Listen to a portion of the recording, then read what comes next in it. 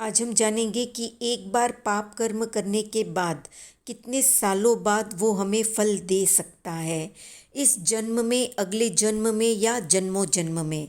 जाने अनजाने हम दैनिक जीवन में कई तरह के पाप कर्म करते हैं, ये जाने बिना कि इन पाप कर्मों का क्या फल हमें मिलने वाला है।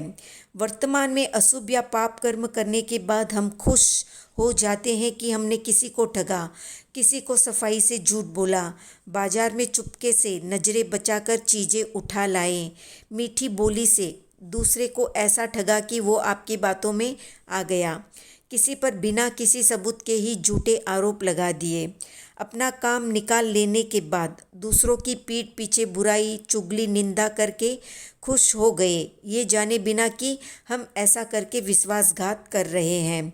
इसी तरह हम माया युक्त झूठ बोलते हैं जिससे सुनने वाले को वो सच जैसा लगता है और हम उस व्यक्ति को अपनी मीठी बातों में लेकर ठग लेते हैं।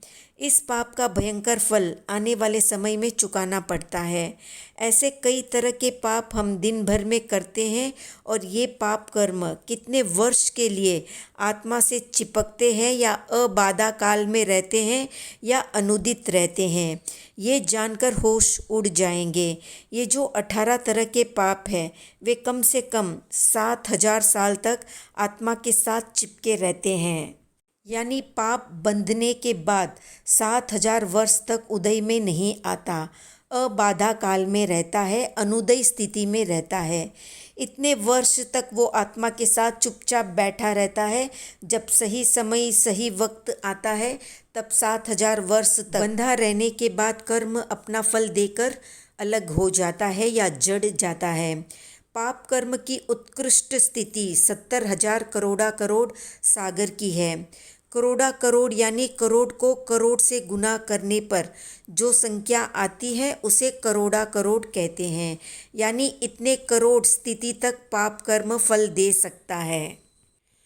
तो कुछ भी चालाकी या अन्य साजिशें करने से पहले अपने आप को एक चेतावनी जरूर दे दें कि इन सब का फल गोलमाल करके आप किसी और पर नहीं डाल पाएंगे, खुद को ही हर हाल में भोगना पड़ेगा। इस बात को अपने आप को अच्छी तरह से समझा दे ताकि भीतरी आवाज़ या इनर वॉइस आपको हर बुरे कर्म करते समय टोकती रहे।